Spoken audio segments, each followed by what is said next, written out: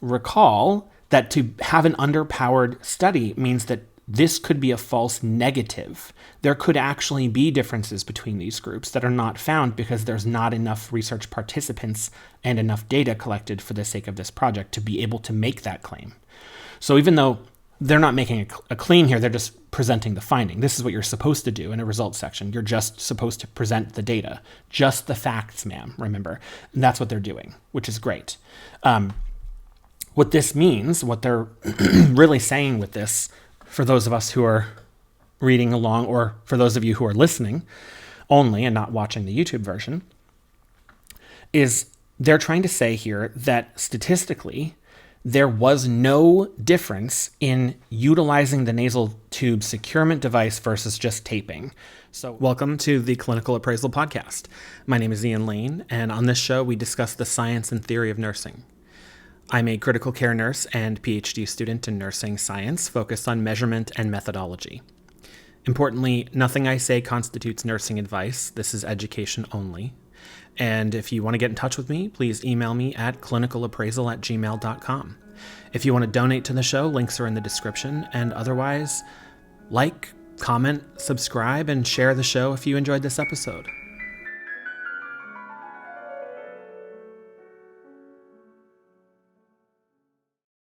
Hospital-based nurses like myself typically come across clinical problems that we don't have answers to, that there's very limited empirical support or evidence that we can draw upon to inform our clinical practice. And these can range from highly impactful things all the way down to seemingly, although I would say not actually, smaller clinical questions that are reflective of nursing-sensitive outcomes. Nursing-sensitive outcomes can include things like CLABSIs and CAUTIs, and they can include things like skin breakdown and pressure injuries and things like that.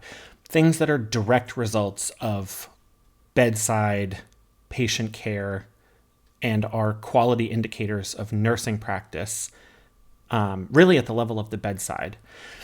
So the paper I'm going to review with you today is by McNeely et al. This was published in Rehabilitation Nursing Journal this year in 2023.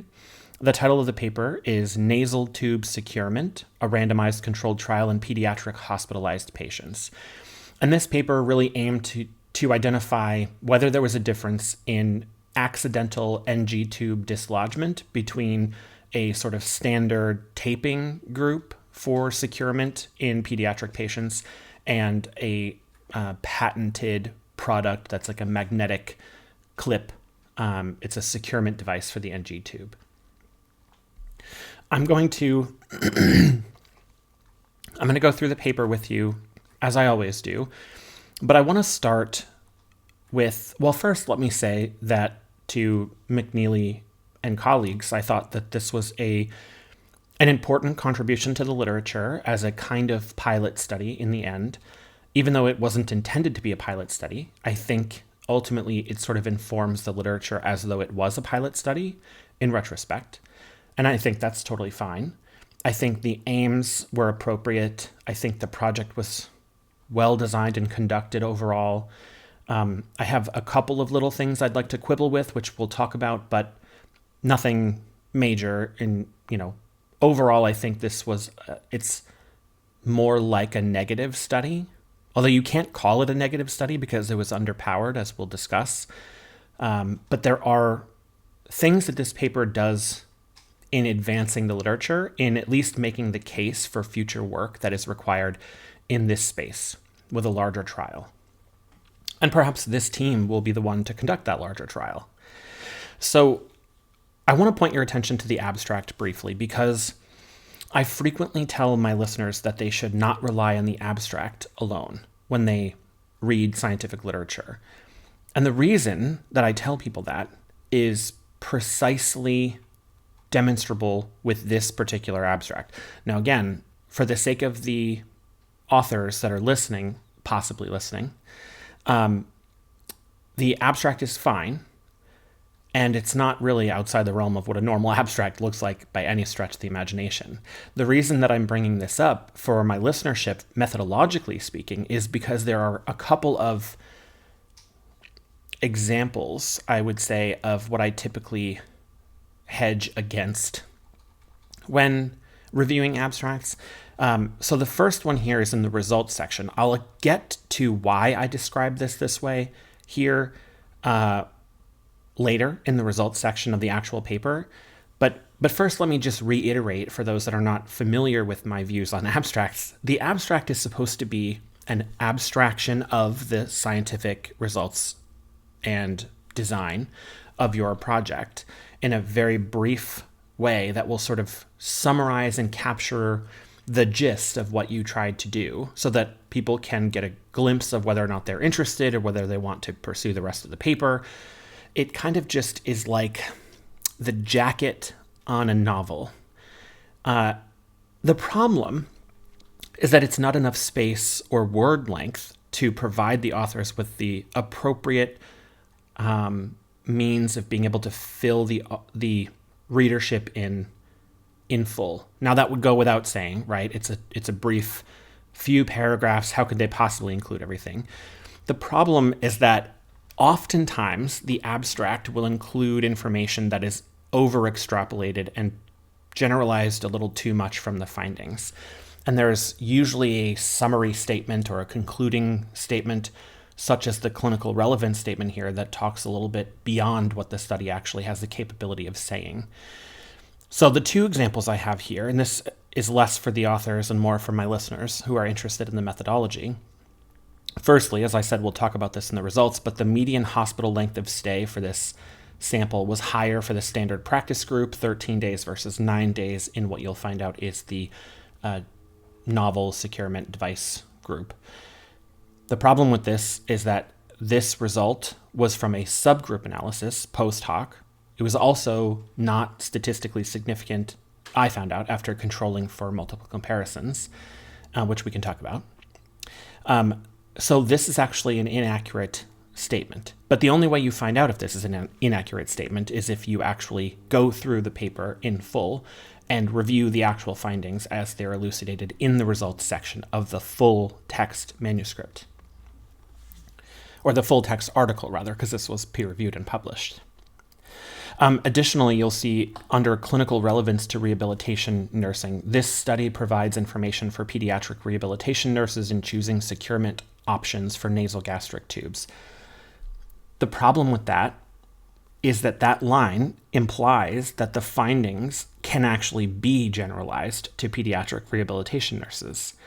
And I think even though this abstract was probably written and signed off by the authors, I think if they were pressed, they would agree, because they wrote it in their limitation section, that you actually cannot generalize from these data. So quickly, and for those of you who work in the hospital, especially as nurses, you'll know there is an interesting question about, securement of nasogastric tubes, because we frequently, especially in pediatrics, have to tape NG tubes to the face.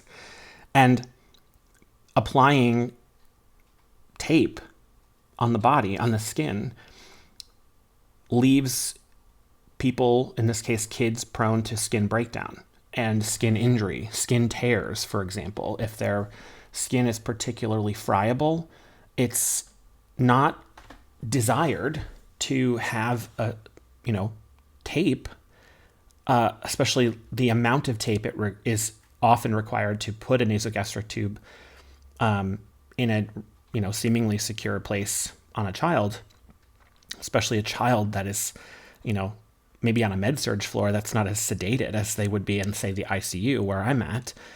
It tends to require a decent amount of securement so that it doesn't dislodge, which is the point. So anyway, the point of this paper is, if we compare, and I'm paraphrasing, of course, if we compare a standard taping method for nasogastric tube securement versus this more recently developed, somewhat novel securement device that has like a magnetic strip that clips the NG tube in, and yes, it has an adhesive that goes onto the skin, but you can add skin prep, and it's, maybe requires a smaller surface area of skin so that it interferes with less overall surface area on the skin. If you were to use that novel device, will that decrease the rate of tube dislodgement, accidental tube dislodgement? Because we're not talking about planned or otherwise like clinically necessary tube dislodgement or removal. We're talking about accidental dislodgement. So, of course, as they always do, in the introduction section, they go through the evidence at large and why this is an important project. They talk about how accidental dislodgement is a common complication associated with the use of nasogastric tubes, which is, of course, true, and everyone who works in the hospital knows this quite well, especially for those of us nurses who are the ones who place and secure these devices. They go on to say that discovering a better method to secure NG tubes prompted one of the researchers to look into the evidence, and kind of some of the evidence that they found were about NG tube securement devices. So I want to point out what the primary aim and primary research questions were for this paper. The primary aim is, I would say, encapsulated by the following quotes. Because there is a dearth of literature on the effectiveness of the nasogastric tube securement device in children, a randomized controlled trial was initiated to evaluate the effectiveness of this device to reduce the rate of dislodgements in the pediatric hospitalized population.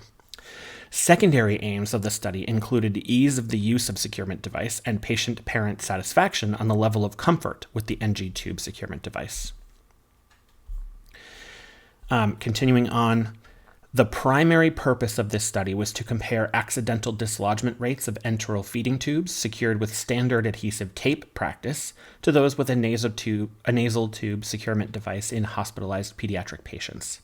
I apologize if they write nasal tube here. I think totally respectable. I just tend to have, for the last while, charted NGT or NG tube or nasogastric tube. So if I say the gastric part, just know I'm talking about the same thing they're talking about.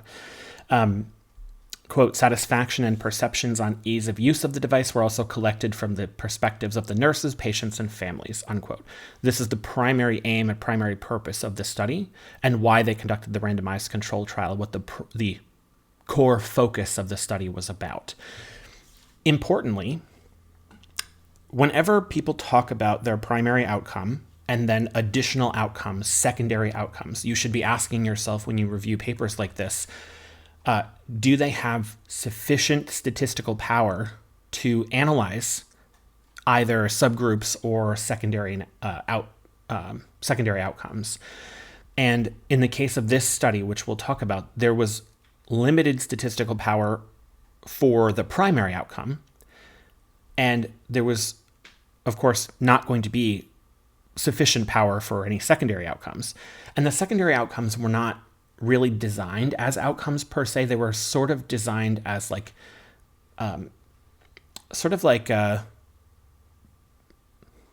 quality improvement, quality assessment outcomes. But we'll get into that. So let's briefly go through the methods. So I want to point out, and I think this is always important, there is a clinicaltrials.gov trial registry number associated with this project, which means that they actually registered the trial before they started, which I highly respect. I think that all trialists should do this, and I think this is now best practice. Importantly, when you go to the trial registry site, you find out, as I did, that essentially everything that they wrote in the paper, they wrote in the trial registry. So there's no discordance between what they said they were going to do, what they intended to publish, and what they actually published, which is great. The only thing that I found weird, and this is just a quirk or idiosyncrasy for me as I review things like this, is that the main author, the lead author on the paper, is Dr. McNeely, who has a PhD. And the corresponding author, the one who, if you wanted to write to, you would have to email this person, is the second author, which is Deborah Quackenbush. Best name ever, by the way. And the third, I think it's the third author, Ashley Banks was a BSN at the time who now has her DNP. But at the time for this trial registration, she didn't have her doctorate yet, and she was listed as the PI. So all kind of an interesting set of team dynamics, I guess. So methodologically, this, as we said, was a randomized controlled trial. Quote, eligible participants for this study included pediatric patients aged 1 month to 21 years who were admitted to the surgical and rehabilitation unit, the medical unit, which I take to be like a floor level of care, the cardiac intensive care unit, cardiac progressive care unit, or the pediatric ICU, the PICU, from November 2017 to March 2020. In addition, eligible participants had an order for an enteral feeding tube placed in the EMR with a predicted length of use for at least 48 hours. Eligible participants could also have an existing feeding tube that needed to be replaced after an accidental dislodgement or because of a required tube change per policy. Participants were required to have an enteral feeding tube size of 5, 6, or 8 French, as the original intent was to study only the micro device sizes. This is the first time in the paper I've heard that line, but that's fine. If that's the intent, then I'm sure that they have a rationalization for that makes good sense. Certain patient populations were excluded from the study, as they always are. Burn patients, because of the nasotube securement device. I see. Burn patients because the nasal tube securement device that we're studying here is the standard of practice for this population. Interesting. Any patient with contraindications for nasal tube securement device placement, so that could be mechanical obstruction of the nasal airway, it could be facial or nasal fractures, fracture of the anterior part of the cranium, or basal or skull fractures, non-invasive ventilation using a nasal delivery device like a nasal BiPAP or CPAP, and nasal intubation. And any use of tubes placed for decompression of the stomach. So that would be like a Salem sump, for example. Electronic records reviews from the study organization from January to December 2015 revealed that there were 541 gastric or transpyloric tubes identified for 369 patients. Of those patients with an enteral feeding tube placed, there were 162 that had documentation indicating that there was an unplanned removal or accidental dislodgement. That represents a 29% dislodgement rate. Clinical experience determined by the research team indicated a 20% difference in dislodgement rate to be of clinical importance. Unquote for a second. I don't know how they determined that 20% is of clinical importance per se. I'm guessing that there are other published research articles out there that describe why or justify why 20% would be a good clinical indicator in this sense of the importance of that as a threshold for dislodgement rates or incidence. But either way, 29%, almost 30% dislodgement rate is for them quite important. So this is one of the things I'm sure that prompted their desire to conduct this study. Quote, initial sample size estimates indicated that an enrollment of 134 or 67 per group patients would attain an 80% power to test for a clinically meaningful absolute risk reduction of 20% in proportion of dislodgement rate between groups with a type 1 error rate of 5%. There are a couple of interesting points in here.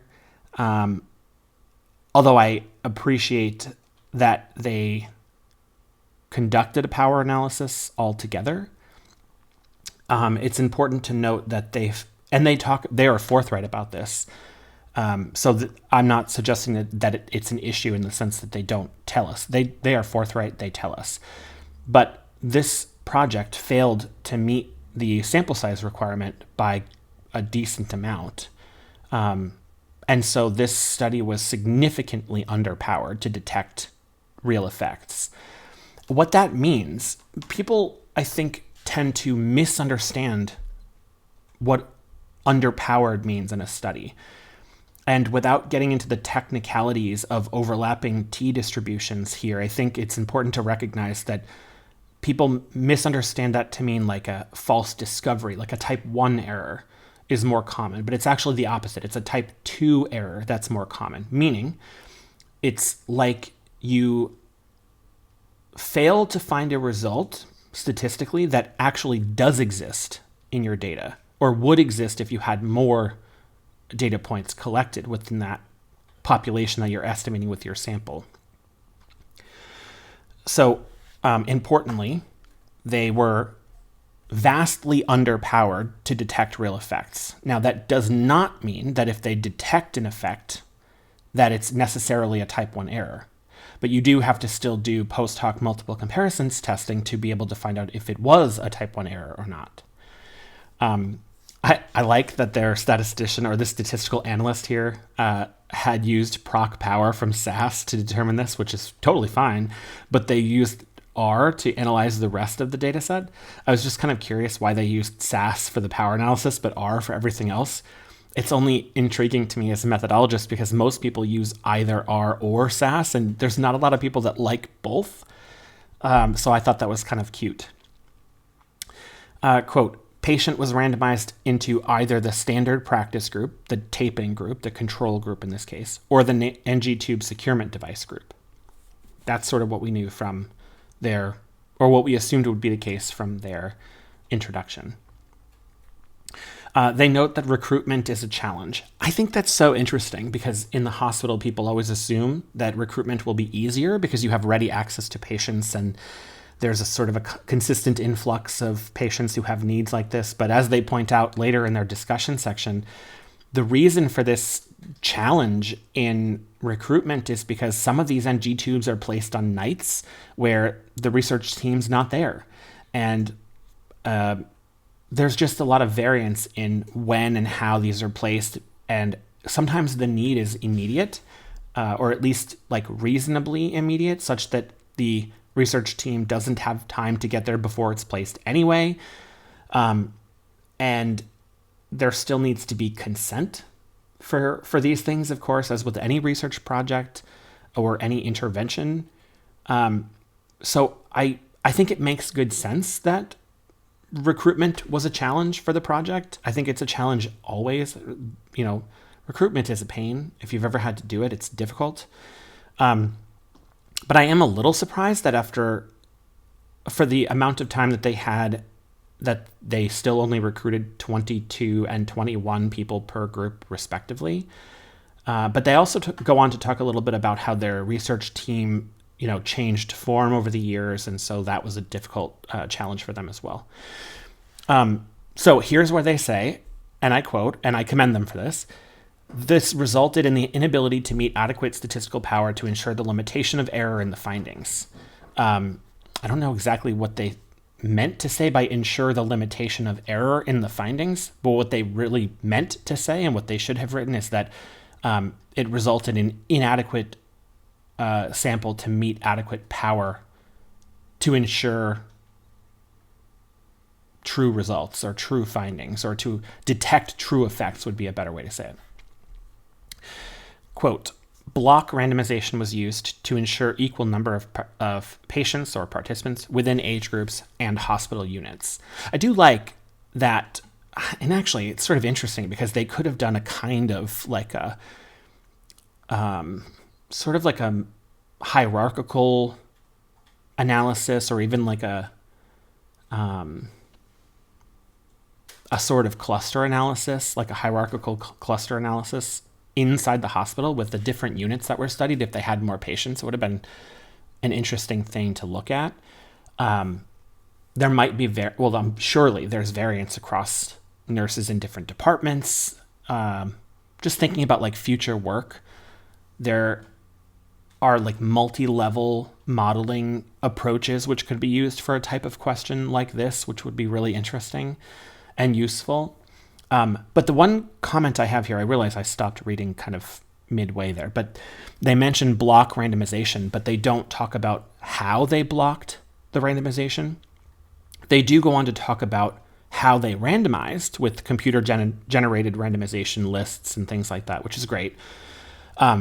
But, was this as we talked about in the Seeley et al. Paper, was this a 4-5-8 block? Was this another kind of block?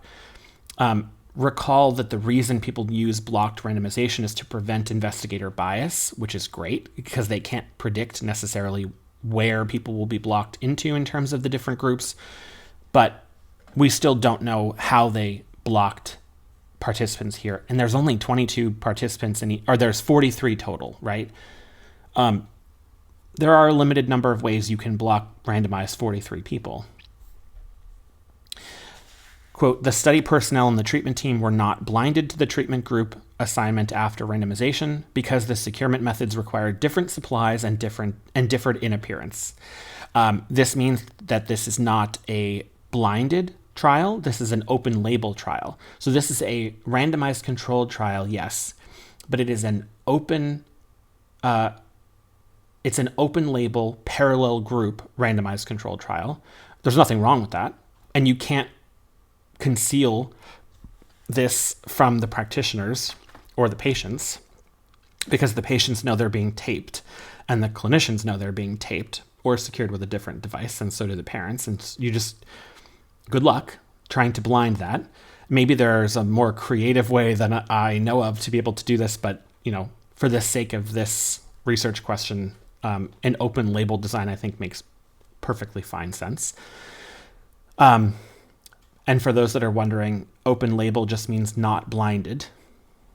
This is why people hate us as methodologists, because we make up different terms for the same shit in different contexts. And I get it, trust me. Continuing on, quote, a select group of nurses were trained and completed a skill validation to be approved to place the nasal tube securement device. Interestingly, one of the things I always wonder about in situations like this is if larger groups of nurses were trained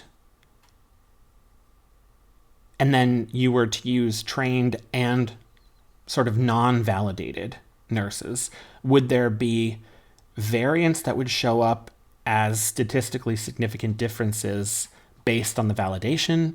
And for the sake of this, if we were to look at this like a pilot trial or a feasibility study, this makes good sense. But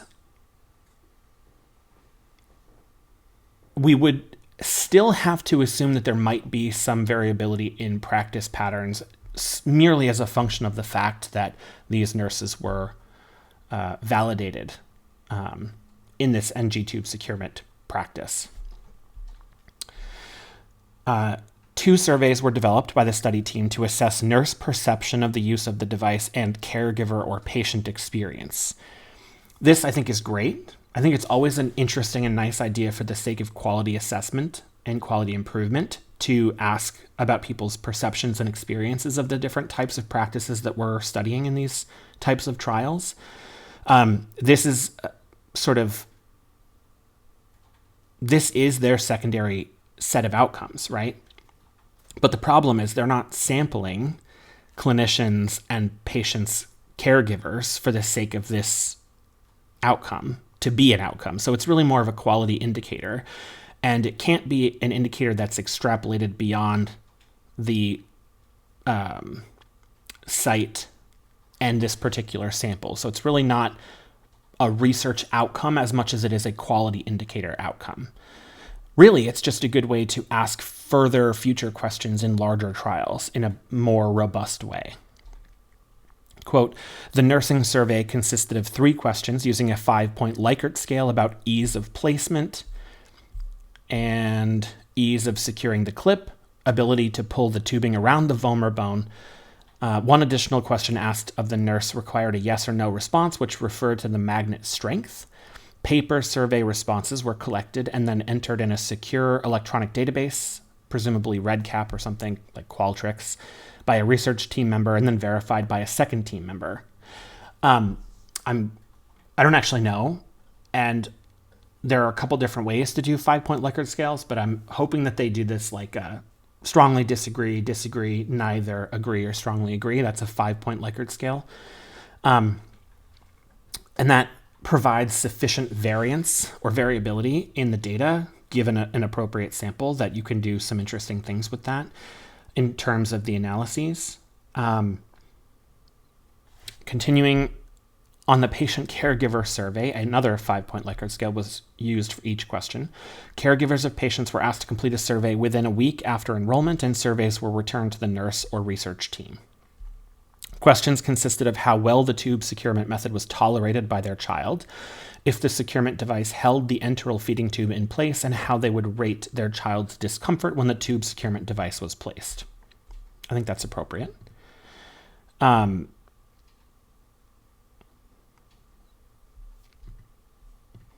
Data from the electronic medical record was retrieved and recorded into REDCap. This included patient demographics, patient diagnosis, size of the tube or device, indication for use, length of use, number of tube dislodgements, abdominal x-rays for tube location confirmation, use of restraints for tube protection, and skin integrity complications, end quote. So now we get to the statistical analysis section. Again, they reiterate that their primary outcome was the proportion of accidental dislodgement by group. They go on to say that summary statistics presented as either frequency with percent or median with interquartile ranges, Fisher's exact test, chi-square test, or Wilcoxon ranked tests compared demographic and clinical characteristics by treatment group. Statistical significance was set at an alpha of 0.05, pretty typical, and that was also justified by their power analysis. Even though they didn't meet their power analysis, this makes sense for their analysis section. Post hoc analyses, that would be their subgroup analyses, compared demographics and clinical outcomes by indication of dislodgement, no versus yes. So they dichotomized that 0 to 1, no versus yes. They performed this in R. Again, kind of cute. I kind of like that. That's interesting to me. So now they get to their results section. So here are the results. 43 patients were enrolled in the study altogether. 22 people in the standard practice group. That's the group that taped the NG tube. And then 21 in the study arm with the NG tube securement device. That's the one that we're testing. That's the sort of, that's the securement device under study. 3 additional patients consented for inclusion, but were later excluded from the data analysis. And at first I read this and I was like, why? That doesn't, there's so few people already. But here they go on to say, 1 patient was excluded due to requiring a size 10 French. And they, remember, they're only including 5s and 8s. And 2 patients were excluded due to anatomy. Their nares would not allow for the tube securement device to pass around the vomer bone, or staff were unable to place the tube securement device. Again, this is sort of interesting, right? Because in the Seeley et al. Paper, we talked about efficacy versus effectiveness studies. And in the real world, there's variance in vomer bones. There's variance in the ability to place NG tubes. There's variance in nair size. And all of these things have to be taken into account to determine effectiveness per se. But I think with this sample size and this study, I'm less concerned about that because there's not enough statistical power to really detect these effects anyway. There was no evidence of a statistical difference in demographics or clinical characteristics between study groups. So this would be table 1. As you look at cohort characteristics and outcome, you can see on the far right side, we have p-value. That's what that little p stands for. This p-value, you can see none of these are under 0.05 on the right-hand side. The reason that that's important is because as you look at baseline demographics and characteristics between group participants, you don't want them to differ at baseline. You want them to be the same. And they are, as in there's no difference statistically between groups. There's no p-value less than 0.05, so they're coming from the same population, which here is what you want. You want that at baseline. Patients' ages ranged from 1 month to 15 years. That's the total range. The interquartile range for the standard practice group, as you can see on the right-hand side here, was 4, this is in months, to 30 months. And in the NG tube securement device group, remember this is not statistically different according to this study team, was 7 months to 72 months, which is 6 years. There were more males in the study, 28, versus females, 15. There were more patients with NG tubes placed in the standard practice group, that's the taping group, that was 13 versus 9 in the securement device group.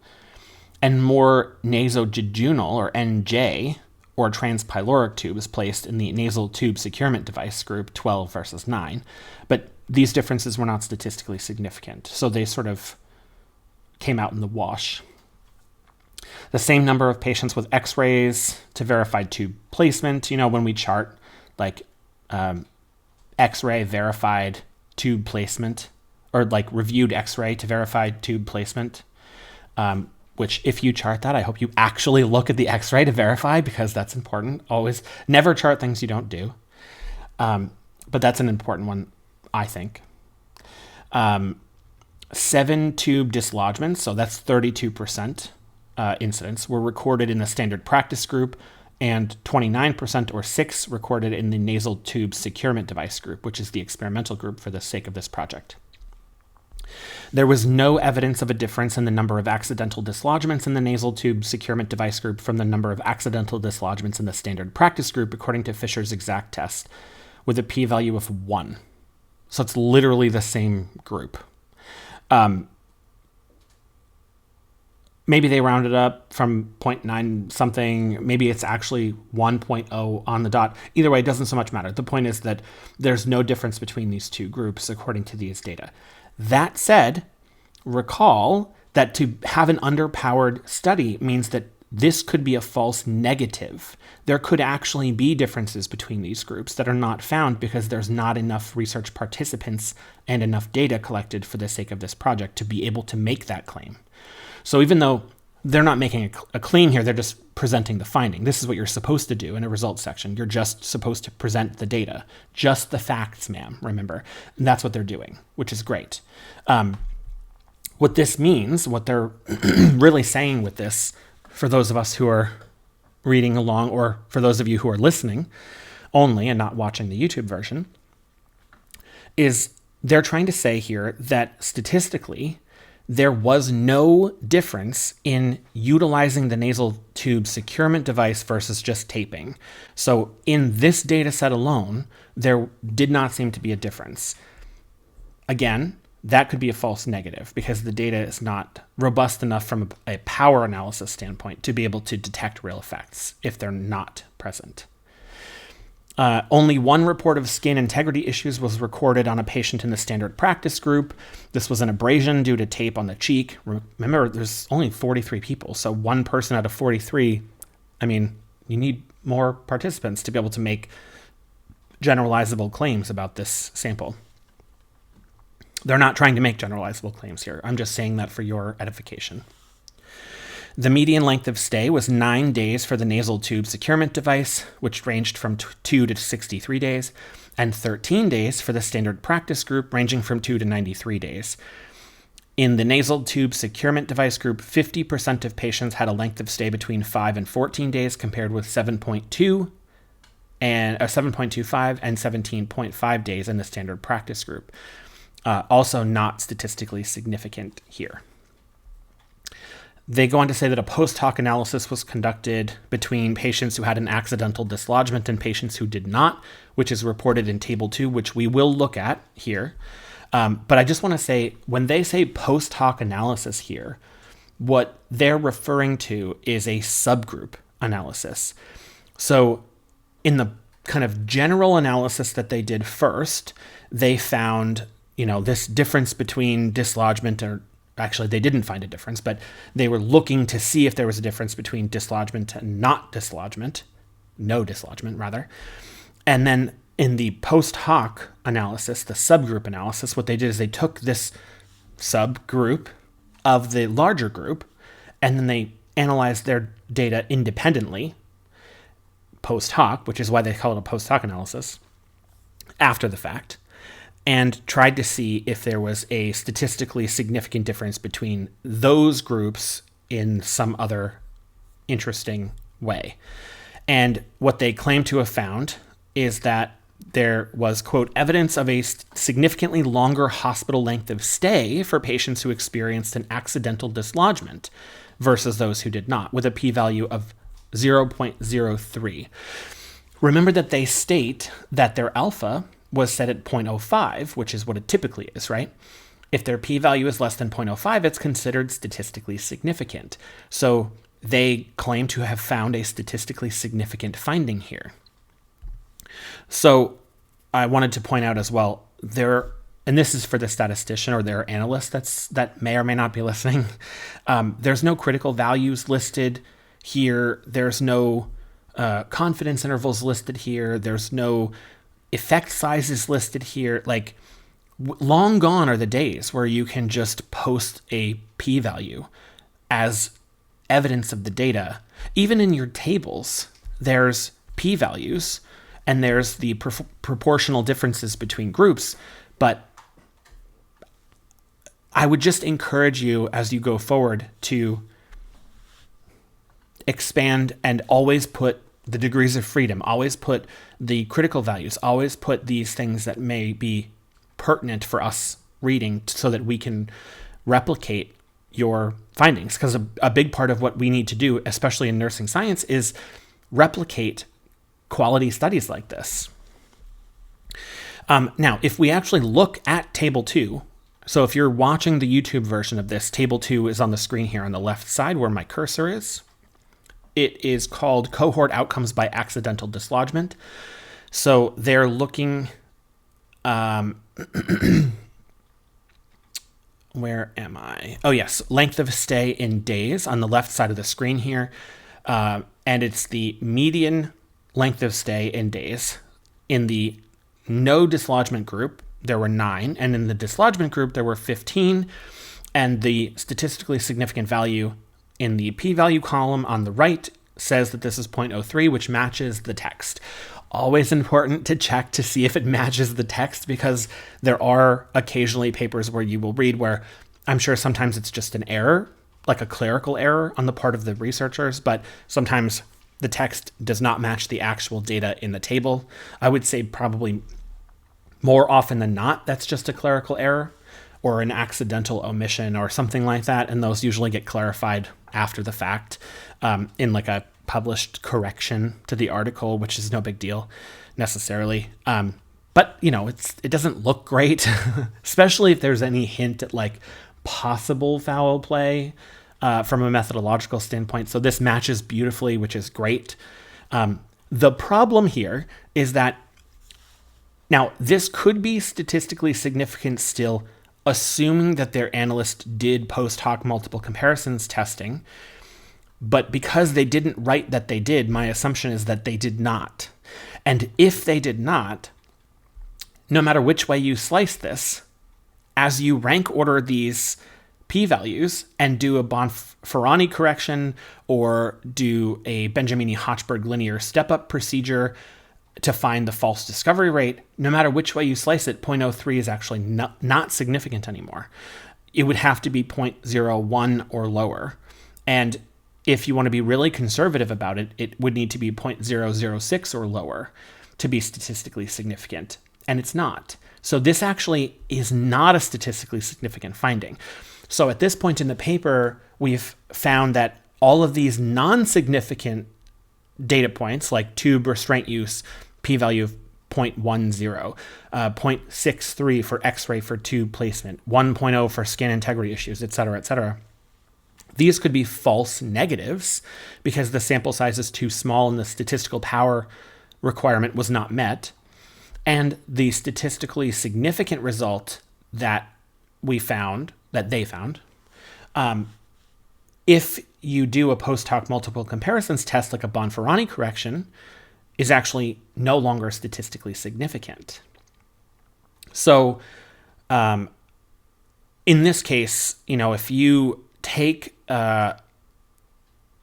just these 5, so the way that you do a Bonferroni correction, right, is you take the alpha value, which is 0.05, and you divide it by the number of significance tests that were conducted.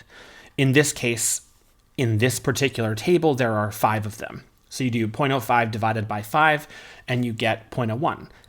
Anything less than that number would be consistent with statistical significance. 0.03 is not less than that. It is no longer significant. Bonferroni is a bit of a conservative test. So I also did this rank-ordered Benjamini-Hochberg procedure test to find the false discovery rate to see if I could, but like, again, no matter which way you slice it, if you are to use one of these procedures, this does not come out in the wash as statistically significant. So there is nothing in the way of findings or results from this paper that actually hold. Now, that does not mean that this is not a useful paper. What it means, and this is also why we can't say that it's a negative paper, which would also be useful. What we can say, well, I'll get to what we can say about it after. But we cannot say that that there's a higher length of stay in the hospital for those that have an accidental dislodgement than those who don't. So let's move on a little bit. Also, I wanted to point out, they say underneath Table 2 and underneath Table 1, significant at alpha level of 0.05, which also tells me they didn't do a post hoc test, because if they did, then they would have said, post hoc test completed, the alpha value is whatever. And but then they cite Harris et al. 2009. I'm not sure what Harris et al. Actually, let's just look at the reference section for a second here. Let's see. Harris et al. 2009. A metadata-driven methodology and workflow process for providing translational research informatics support. Journal of Biomedical Informatics, 2009. Interesting. That's a weird thing to cite for a p-value of 0.05. You cite things that are not common knowledge. It is common knowledge that a p-value of less than 0.05 is the most frequently used alpha value that people are justifying in their power analysis. And if you were going to cite something, you would think that you would cite like I don't know, one of the original power experts or something, like Rossi or somebody. Anyway, let's go back. So they then go on to talk about their secondary outcomes. Their secondary outcomes are the patient experiences and family experiences and clinical experiences that they surveyed. So they go on to say, quote, for the patient experience, most patients tolerated the nasal tube securement device well or extremely well tolerated and had mild or no discomfort from the device. The comments for the standard tape method included the following, quote, tape becomes unsticky real fast, have to redo tape after 24 hours. Or, quote, tape did not stick to skin, unquote. Comments from parent caregivers on the nasal tube securement device included the following. It works really well, but with movement of the child, it hurts her unless it's taped down. Once the bridle was placed, she was comfortable, never messed with it. He didn't mess with it at all. I'm not even certain he knew it was there. Amazing. I appreciate the lack of tape on skin. I believe the nasal bridle tube securement method is or should be a better solution. My favorite, nifty. That was a good one. For the clinicians placing the tube securement device, there seemed to be hesitation with placing the first few, yada, yada. This reduced over time. I mean, anytime that we do something new as nurses clinically, it's a little anxiety provoking at first. We get comfortable with it. We get better at it over time. That's just kind of comes with the territory of practicing clinically. But it's cute that they wrote it. So recall that this piece here is essentially just quality improvement indicators or quality assessment findings. These cannot be generalized because they did not recruit a sample to test this particular survey. You can't just... So you can absolutely do a kind of a follow-up survey within a trial like this to assess perceptions and experiences or whatever. Absolutely. But what you can't do from that is then make conclusions from these as though these are findings of your study that can then be generalized or extrapolated later. I say that, however, and I want to reiterate that the authors never really seem to do that. So I want to make it clear that I'm not positing that they're doing that kind of extrapolation, that is. I'm going to move past these pretty graphs. I think there was, so they made a couple comments here where you can see on the screen if you're looking at the YouTube clip that the study took place over several years. It had essentially different research coordinators involved. There were different reasons for this lower than expected recruitment. And also this is an interesting thing for me. There was a product change after the first 14 patients were recruited for the study, so that the securement device was slightly different. That's very interesting because, and now that happens sometimes with medical devices. Well, that happens frequently, I think, with medical devices. For a study like this that's specifically looking at a device, for the device to change midway really matters.